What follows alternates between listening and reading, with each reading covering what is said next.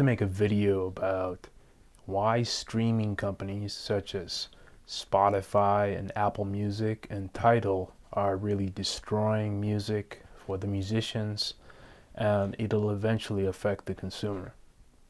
MP3s and other codecs came out in the late 1990s as a way to condense large music files into small files, thus making them more portable. These small files were very useful in computers and MP3 players, and really allowed you to have a large amount of files and MP3 files, and that allowed for the advent of the MP3 player. And if you take a look at the iPod or some of the early MP3 players, they really revolutionized the fact that you could bring around your music library with you in your pocket. While it was really convenient for you to have music files with you, it drastically reduced the quality of the music, and the music files, small MP3 files, reduced the quality of the really nice lossless quality.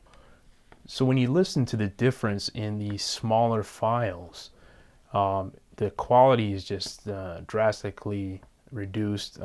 When you do the compression to make a big file small, you lose a lot of the quality. And there are lossless files, but you don't normally encounter that on the radio or on the files like MP3s that you normally will hear.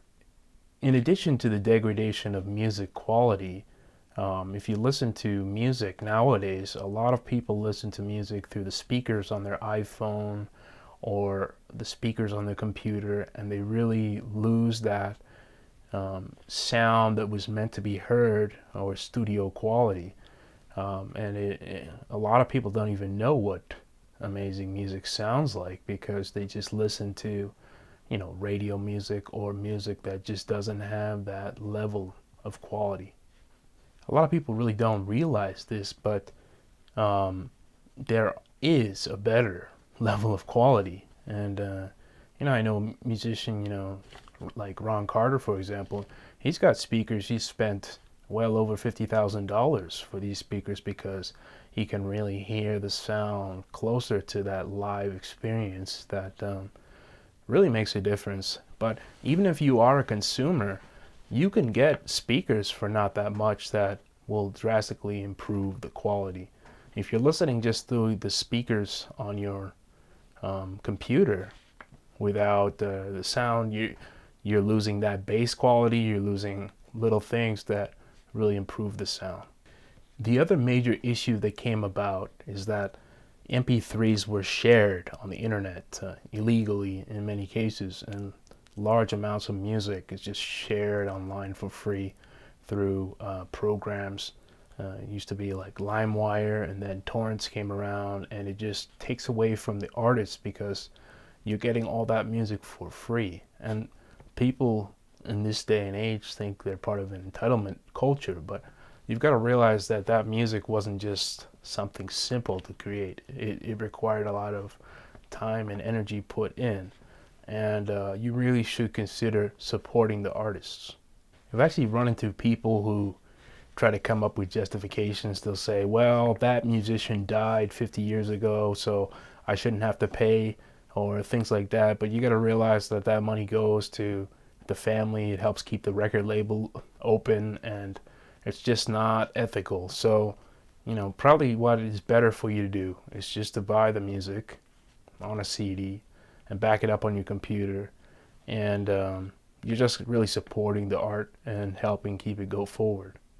For all of you who love Steve Jobs and Apple and all those guys, you need to consider that they are bringing about technology that really, in the end, is destroying music and destroying the art form. When iTunes came out, I remember it was in 2000 or 2001, they really had this concept that they instilled in everyone, that they're saving music because people would be able to download music for a small fee instead of getting it for free legally online.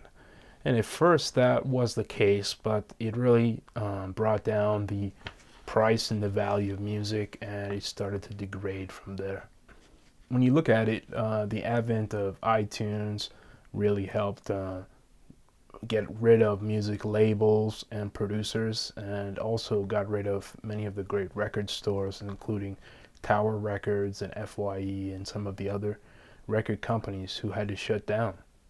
From the 2000s to now, streaming services came about, which are even worse than iTunes and some of the illegal downloads. So Spotify has a few tiers. You could come in for free and listen to Spotify, listen to music online for free if you pay for ads. And then there's a $10 fee you could pay, or some larger fee to listen to all the music online for free.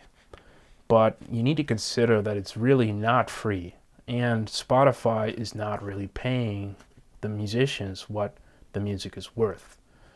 For one particular stream, you might get paid a fraction of a fraction of a fraction of a penny for one song. So even some major artists out there who have millions of streams, we're talking mainstream artists, are getting paid, 3 or 4,000 for multiple millions of streams. So you really need to consider that Spotify is not the friend of the artists. So when something like Spotify comes about and you see that artists aren't getting paid, it means that these artists can't really support themselves anymore. They're not able to make a living, and that means they stop playing the music, and that in turn affects the art form.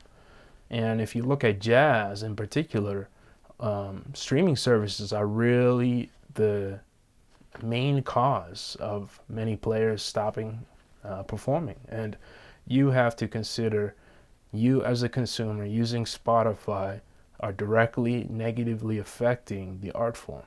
If you think about it, Spotify with its ads, let's say you're not paying for the tier, with its ads has algorithms, so you're not even really listening to the music how it was intended to be heard. And Spotify just, it has a lot of negatives. There are some positives. I mean, people enjoy the fact that there are playlists and you can see what your friends are listening to at the same time. But I think that the pluses are a lot less.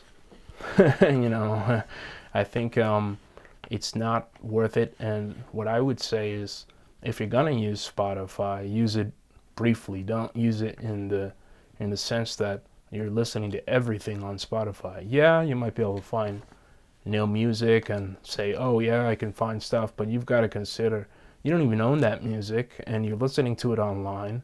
And if you lose your service or you lose the internet, you don't even have it. So I'd say that Spotify is not the friend of the artists. And if you're a jazz musician, I'd say you should boycott it or don't use it. So, when the Swedes come about and they say they're doing something great for music and they're democratizing music, they're really not. They're lining their pocketbooks while the musicians are the ones who are really suffering. So I'd say the jazz musicians should come together, and even all musicians, they should come together and should go to Spotify, and they should really be demanding more pay for their work, and they should be demanding that people don't use that service until the musicians are rightfully compensated for their work. So if you as a consumer are interested in jazz, I'd say you should buy the music, the CD, for a couple reasons. One, you get a chance to have that CD and listen to the artists and study it on multiple occasions, and you get that real concrete thing that you have in your hand. And that'll last you a while if you take a good care of the CD. And the second, more important reason is that you're really supporting the artists and supporting the music. So I think that's what you need to consider as a consumer. I personally think it's pretty strange to own all your music in the cloud.